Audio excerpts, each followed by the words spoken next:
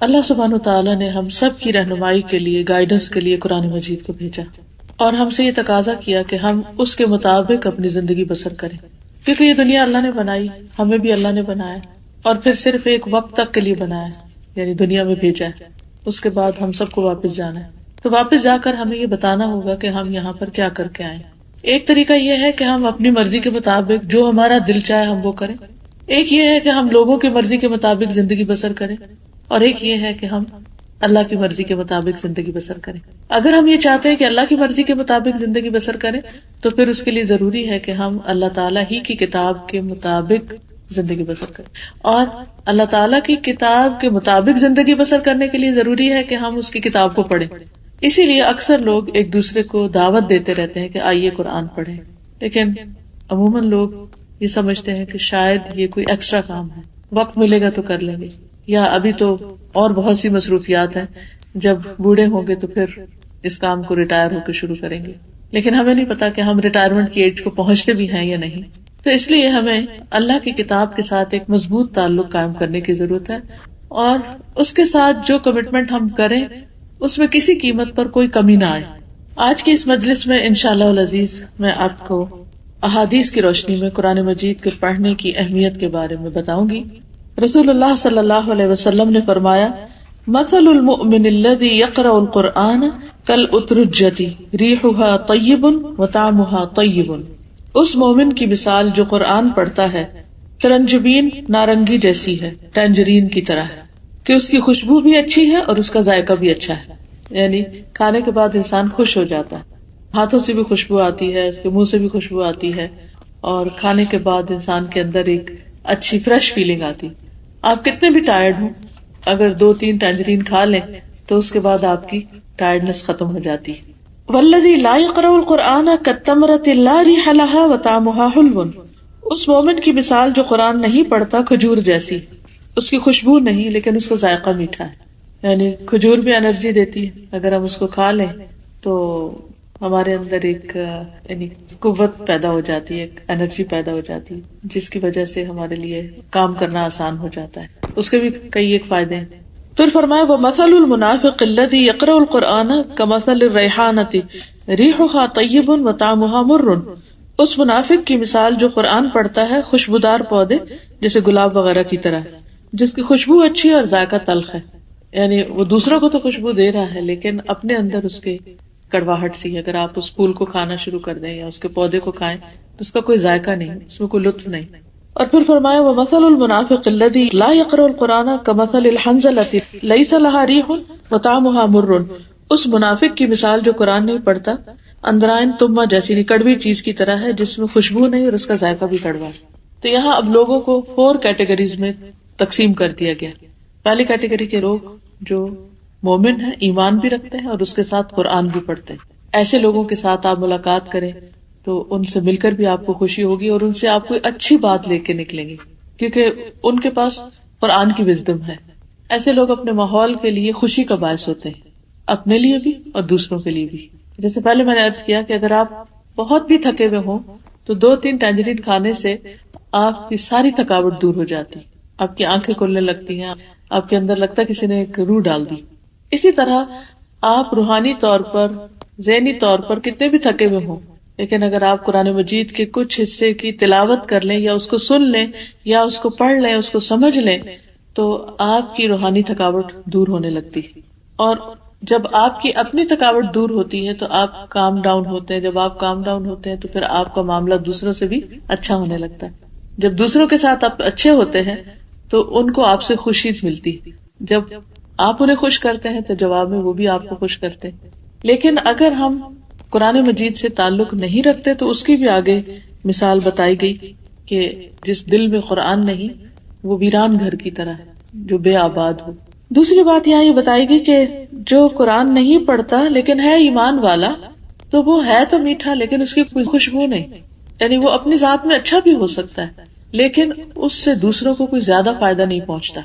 اپنی ذات میں کس طرح اچھا ہے کہ وہ نماز پڑھ لیتا ہے، روزہ رکھ لیتا ہے، اپنے آپ کو فائدہ پہنچا رہا ہے لیکن دوسروں کو فائدہ نہیں پہنچا رہا، کیونکہ قرآن مجید ایک دعوت کی کتاب ہے کہ جس میں جو کچھ ہم سیکھتے ہیں ہم پر ایک لازم ہو جاتا ہے کہ اس کو ہم دوسروں سے بھی شیئر کریں۔ تو خوشبو جو ہوتی ہے وہ پھیل جاتی ہے. اسی طرح قرآن پڑھنے کے بعد انسان آرام سے نہیں بیٹھ سکتا، وہ لازماً دوسروں کی خیر اور بھلائی سوچنے لگتا ہے کہ ان کو میں کیسے فائدہ پہنچاؤں. پھر انسان خود غرض ہو کے صرف اپنے لیے نہیں جیتا، اسے دوسروں کی بھی فکر لگ جاتی، اپنے بچوں کی فکر لگ جاتی، اپنے ہسبینڈ کی لگتی ہے، اپنے بہن بھائیوں کی، اپنے رشتے داروں کی، سارے انسانوں کی لگ جاتی. تو ایسا انسان سب کی خوشی اور سب کی آخرت کی بھلائی کا باعث بنتا ہے اور دنیا میں بھی دوسروں کو خیر پہنچاتا ہے. تو اب ہمیں یہ ڈیسائیڈ کرنا ہے کہ ہم کون سے مومن بنے، وہ جو خوشبودار ہیں یا وہ جو صرف خود غرض ہیں. پھر تیسری مثال ہے منافق کی، کیونکہ منافق بھی اپنے آپ کو بظاہر مسلمان کہتے ہیں. تو وہ اگر قرآن پڑھتا ہے اور خود اس پر عمل نہیں کرتا تو وہ پھول کی طرح ہے، دوسروں کو تو خوشبو دے رہا ہے لیکن خود اس کو اس قرآن سے کوئی فائدہ نہیں. تو ہمیں یہ بھی دیکھنا ہے کہ ایسا نہ ہو کہ ہم قرآن پڑھتے پڑھاتے رہیں اور خود ہمارے اپنے اندر کوئی سکون نہ ہو، کوئی خوشی نہ ہو، کوئی عمل نہ ہو، کیونکہ ہمیں فائدہ اسی وقت ہوگا جب ہم اس پر عمل کرنے والے ہوں گے. قرآن مجید میں بے شمار دفعہ آتا ہے یا ایھا الذین آمنو، اے لوگوں جو ایمان لا چکے. تو وہ ہمیں پکارا جا رہا ہوتا ہے کہ ہاں میں ایمان لا چکی ہوں، تو مجھے کیا کہا جا رہا ہے، میرے رب نے پکارا مجھے، اے ایمان والی. کہتے ہیں ہاں میں ایمان تو لائی ہوں، اب مجھے واٹ نیکسٹ کرنا کیا ہے اس کے بعد. تو پھر حکم ملتا ہے، پھر اس پر عمل کرنا ہوتا ہے. لیکن اگر ہم صرف اس کو پڑھنے پڑھانے کی کتاب بنا لیتے ہیں کہ تلاوت کر رہے ہیں، یا اس سے کوئی دنیا کی مصیبت آ گئی تو دور کر رہے ہیں، یا کوئی فوت ہو گیا تو بس اس وقت پڑھ رہے ہیں، لیکن وہ کیا کہہ رہے ہیں خود اس کے ٹوٹل اپوزٹ جا رہے ہیں. مثلاً اس میں لکھا ہے کہ اقیموا الصلاۃ، نماز قائم کرو، اور ہم نماز کو قائم نہیں کر رہے، ویسے ہی بس دو چار ٹکرے مار لیتے ہیں. تو پھر وہ طریقہ زندگی درست نہیں.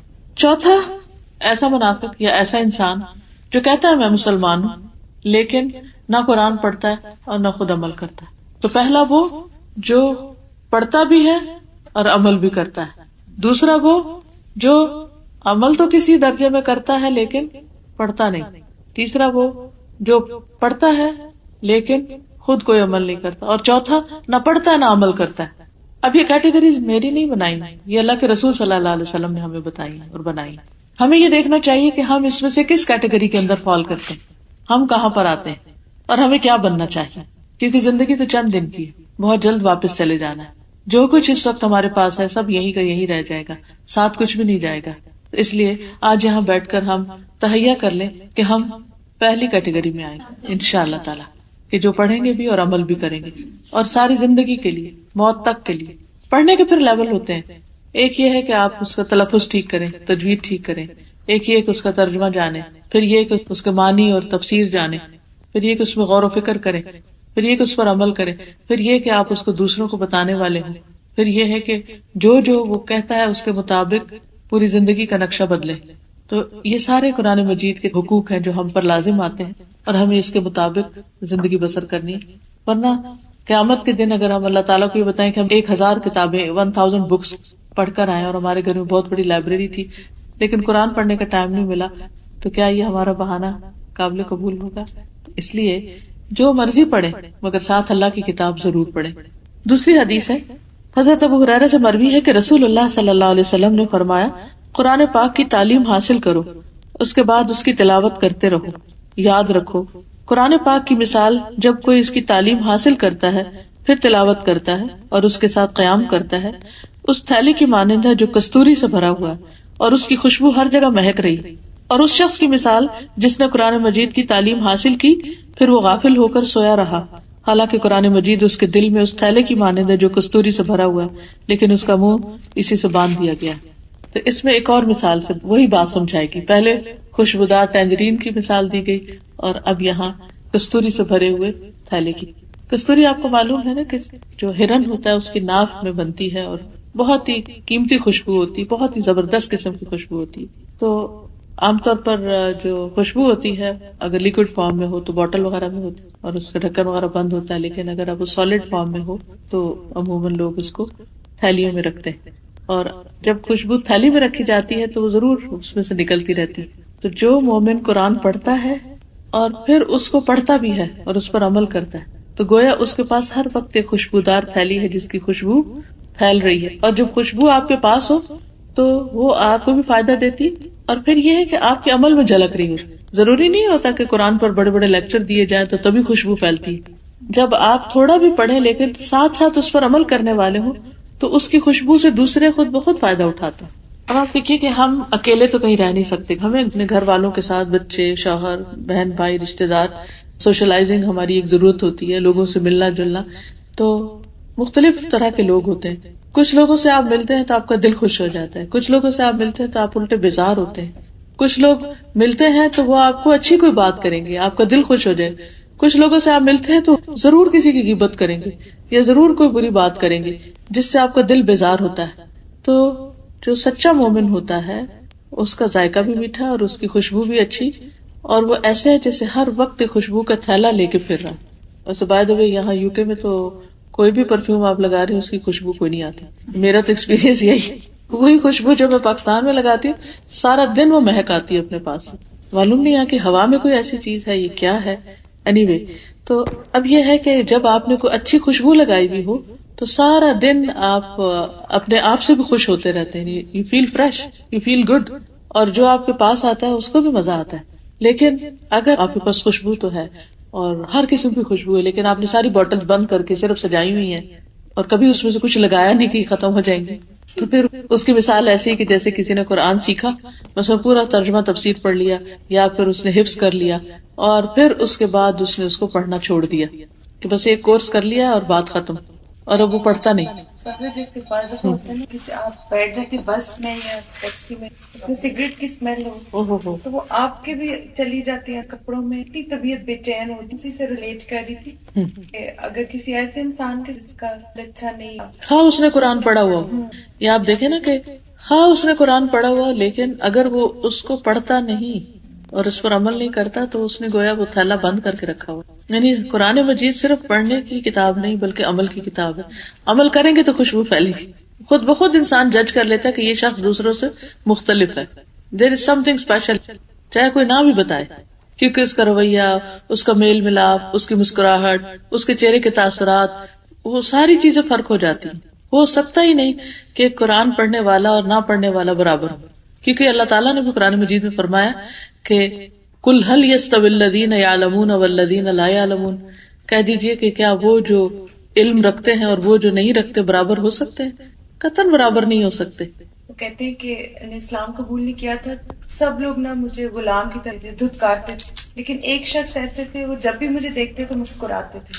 اور جب انہوں نے اسلام کی دعوت دی تو مجھے پتا تھا کہ یہ وہ شخص ہے جس نے کبھی بھی مجھے حقیر نہیں سمجھا یا غلام نہیں سمجھا. تو ایک مسکراہٹ جو تھی وہ پھر آپ دیکھیں کتنی بڑی خیر کا سبب بنا. یعنی صرف اتنی سی بات کہ کسی کو حقیر نہ سمجھے انسان، کسی کو بھی دیکھے، کسی کو بھی ملے اس کو رسپیکٹ دے، اس کو عزت دے، اسے آگے بڑھ کر ملے. یعنی ایسے بھی نہیں کہ لیے دیے رہے، ٹھیک ہے جو کوئی ملے گا ہم مل لیں گے، جو نہیں ملتا نہ ملے، یہ بھی نہیں ہونا چاہیے. اس مومن کے دل میں تکبر نہیں ہوتا جو خود آگے بڑھ کے سلام کرے. تو اس شخص کی مثال جس نے قرآن کی تعلیم حاصل کی پھر غافل ہو کر سویا رہا. یعنی خود اس نے پڑھا ہی نہیں، نہ نمازوں میں نہ تلاوت میں. اگر تہجد میں نہیں پڑھا تو بھی اسی میں شامل ہو جاتا ہے انسان، اور اگر صبح اٹھ کے فجر کی نماز کے بعد جیسے تلاوت کرنی چاہیے وہ تلاوت نہیں کی اور پھر سو گئے تو یہ ساری اسی میں چیزیں شامل ہو جاتی ہیں. گویا اس نے اپنی خوشبو سے فائدہ نہیں اٹھایا. بعض لوگ ہوتے ہیں حفظ بھی کر لیتے ہیں پھر اس کے بعد بھلا دیتے ہیں، اس کو پڑھتے نہیں، یاد نہیں رکھتے، تعلق نہیں رکھتے. ہم نے تفسیر سنی نا جب سورۃ خاص پہ لکھتے ہیں جس کے بعد کا پڑھا ہوا قرآن جو ہے اللہ سبحانہ تعالیٰ کو پھر تو سب سے اب زیادہ جیسے مجھے انشاءاللہ پھر کے بعد قرآن. اور ویسے بھی ان قرآن الفجر کان مشہودا. آپ میں سے کوئی کچھ کہنا چاہے؟ ہاں بات کی. یعنی وہ رونق اور وہ انرجی نہیں ملتی، وہ سکون اور خوشی نہیں ملتی. جیسے یہ چیز فطرت میں بھی ہے نا کہ پرندے جتنے ہیں، آج کوئی مجھے بتا رہا تھا کہ ان کا طوطا ہے اور وہ صبح سویرے سب سے پہلے اللہ اللہ کرتا ہے. انہوں نے اس کو لفظ اللہ سکھا دیا ہوگا اور وہ ارلی مارننگ اللہ کا نام لیتا ہے. تو چلو طوطا تو بول کے اللہ کر رہا ہے، لیکن اللہ تعالیٰ فرماتے ہیں کہ وہ ام من شیء الا یسبح بحمدہ، کوئی چیز ایسی نہیں کہ جو اللہ کی تسبیح نہ کر رہی، ہر چیز اللہ سبحانہ تعالیٰ کی تسبیح کر رہی. جی اس وقت بھی پڑھ سکتے ہیں، اس وقت بھی پڑھ سکتے ہیں. دن کے کاموں کا آغاز جو ہے وہ اللہ کی کلام سے ہونا چاہیے. یعنی اس سے پہلے کہ آپ اور کوئی کام شروع کریں پہلے آپ پڑھ لیں. اگر آپ کے پاس اس وقت بہت وقت نہیں بھی تو بھی کم از کم اس کو کھولیں، اس کو دیکھیں اور ایک صفحہ پڑھ لیں، 2 پڑھ لیں، زیادہ پڑھ لیں. اور اگر آپ پڑھتے رہیں تو آپ کی اسپیڈ خود بخود زیادہ ہو جائے گی. شروع میں گھبراہٹ ہوگی، اور اگر آپ سمجھتے ہیں کہ آپ کی ابھی تک کچھ غلطیاں بھی ہیں تو کچھ پڑھنے کے بعد آپ کسی بھی اچھے قاری کی، جیسے ابھی ہم نے ڈفرینٹ تلاوتیں سنی ہیں، وہ لگا کے انگلی ساتھ رکھ کے تو غور کرتے جائیں الفاظ کے اوپر، اور بغیر آواز کے منہ کو ساتھ ساتھ ہلاتے جائیں، تو اس سے بھی اگر کوئی اور ٹیچر میسر نہیں تو انشاءاللہ تعالیٰ آپ بہت اچھی طرح سیکھ جائیں گے اس سے، یعنی وہ سن کے، کیونکہ لسننگ سے انسان کی ریڈنگ امپروو ہوتی. جی ہاں، اس میں یہ ہے کہ جیسے سورۃ واقعہ کے بارے میں جو حدیث ہے وہ تو ضعیف ہے، مگر سورۃ ملک آپ پڑھ سکتے ہیں. اسی طرح جمعے کے دن سورۃ الکہف ہے. لیکن صبح کے وقت یہ جو ہمارے کلچر میں عام ہے سورۃ یاسین اور سورۃ رحمان وغیرہ ریگولرلی پڑھنے کی، اس کی کوئی دلیل نہیں. صبح کے وقت شروع سے لے کے قرآن مجید آخر تک سال میں کم از کم ایک دفعہ ضرور ختم ہو جانا چاہیے. سورۃ البقرہ سے پڑھ کے الناس تک، رمضان تک ایک پڑھ لیں اور پھر رمضان میں ایک اور. یہ منیمم ہے، بیر منیمم. اس سے زیادہ جتنا بھی چاہیں آپ پڑھیں. یہ جو پارے بنے ہیں 30، تو یہ سہولت کے لیے بعد میں بنے. نبی صلی اللہ علیہ وسلم نے پارے نہیں دیے ہمیں، یہ کس لیے؟ تاکہ ہر روز ایک پارا پڑھتے پڑھتے مہینے میں ایک ختم کر دیا جائے. پھر اسی طرح منزلیں ہیں، تو جو لوگ منزل کے نشان سے پڑھیں وہ ہفتے میں ایک دفعہ ختم کر لیں. اور ویسے یہ کہ 3 دن سے کم میں نہیں ختم کرنا چاہیے. 10 پارے کوئی پڑھے تو 3 دن میں ہو جاتا ہے، اور وہ جو ہم منزل کا نشان 7 منزل ہے جی، ویک میں ہو جاتا ہے پھر.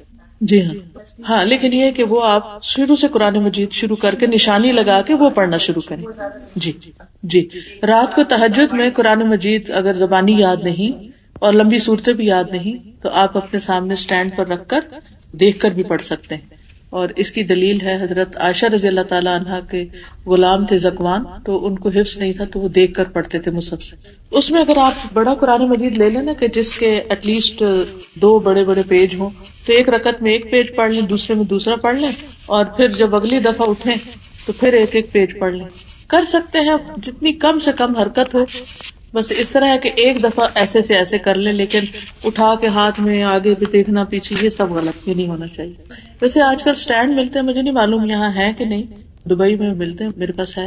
اور جی آپ یہ بھی کر سکتے ہیں کہ جیسے یہ میز ہے اپنے لیول کے، جیسے ڈائننگ ٹیبل کے پاس اگر آپ پڑھ رہے ہیں یا کوئی بھی چیز جس پر آپ رکھ دیں، پاک صاف جگہ ہو، اور ایک ہاتھ سے بس لے کے پڑھ کے پھر رکوع میں جاتے ہوئے اس کو دوبارہ رکھ دیں. تو بس اس طرح بھی پڑھ سکتے ہیں اگر سٹینڈ نہیں ہے.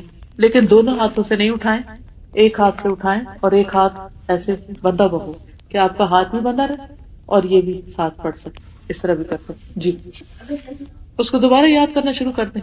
اس کا علاج تو دوبارہ یاد کرنا ہے اور دہرائی کرتے رہنا ہے. اگر خدا نہ خواستہ دہرائی یا دوبارہ یاد کرنے سے پہلے موت آ گئی تب بھی اس کا شمار غافلوں میں سے نہیں ہوگا، کیونکہ اس نے اپنی مسٹیک کو مان لیا اور اپنی اصلاح شروع کر دی. پھر اسی طرح حدیث میں آتا ہے کہ وہ شخص جس کے دل میں قرآن پاک کا کچھ حصہ بھی نہیں، وہ اس گھر کی طرح ہے جو ویران ہو. دیکھیے کہ ویران گھر اور آباد گھر دونوں میں فرق ہوتا ہے. ویران گھر جو ہوتا ہے اس میں کوئی رہتا نہیں ہوتا، بند پڑا ہوتا ہے. جب وہ بند ہو جاتا ہے تو اس کے اندر ایک اسمیل پیدا ہو جاتی ہے، بازو کا جالے لٹکنے لگتے ہیں، بازو کا دیمک لگ جاتی ہے، اور اس کے اندر کسی کو بھی جانا بہت مشکل لگتا ہے. اسی طرح جو شخص قرآن نہیں پڑھتا اس کا دل ایسا ہی ویران ہو جاتا ہے، یعنی اس میں اداسی، بے سکونی، ڈپریشن، پریشانی، غم، فکر، افکار، وہ طرح طرح کے جالے لگ جاتے ہیں اور انسان کے اندر سے خوشی ختم ہو جاتی. تو اس لیے اپنے دلوں کو ویرانی سے بچانا چاہیے. جب آپ قرآن مجید پڑھتے ہیں تو پھر آپ کے اندر ایک نور جاگ اٹھتا ہے، سمجھے کہ آپ کی لائٹیں آن ہوگی. جو آباد گھر ہوتے ہیں ان میں لائٹس آن ہو جاتی ہیں، اس میں کھڑکیاں کھلتی ہیں، فریش ایئر ہوتی ہے اور ایک چہل پہل ہوتی ہے اور اس میں رہنے والوں کا دل لگتا ہے. ایسے ہی جو شخص قرآن پڑھتا ہے پھر وہ حشاش بشاش، خوش باش، فل آف انرجی، اور اس کا ہر وقت دھیان لگا رہتا ہے اس چیز میں کہ وہ کون سا اور اچھا کام کرے، اور زندگی کو ایک مقصد مل جاتا ہے. کیونکہ قرآن پاک ایسی چیز نہیں ہے کہ جو آپ نے کسی کھانے کی طرح اٹھائی اور کھا لی اور وہ آپ تھوڑی دیر کے لیے اچھا فیل کریں اور اس کے بعد چاہے طبیعت خراب ہو. ایسی چیز